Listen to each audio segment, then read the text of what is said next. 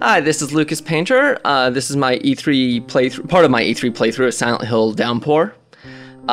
Pretty much the beginning of the game is more or less in vain of the series, as we know. You start out on a desolate road.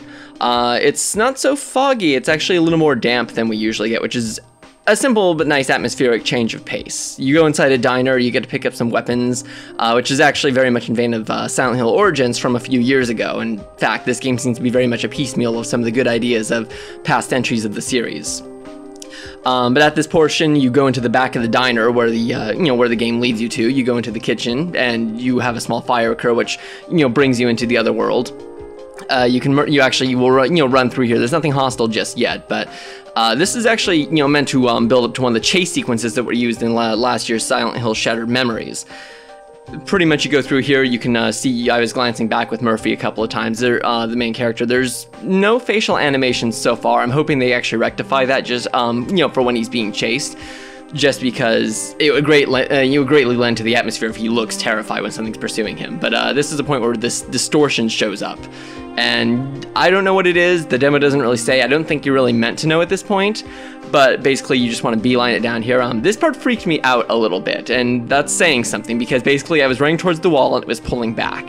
And I should stress, this is actually the second time I played this portion before I got freaked out, because I played it on the PS3 build they had set up next to it in 3D. I don't know if it was their system, their TV, the game looked horrendous in 3D, it was not sharp. I couldn't even tell that wall was moving back in 3D.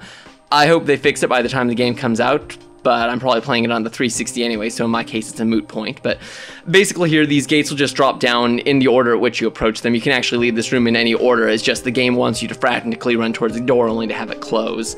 But yeah, it's not too hard to avoid this thing. You can throw objects down in its pathway, like you could in Silent Hill Shattered Memories, except it's a bit more useful because instead of having little clay babies cling to you, have this distortion that I presume will eat you.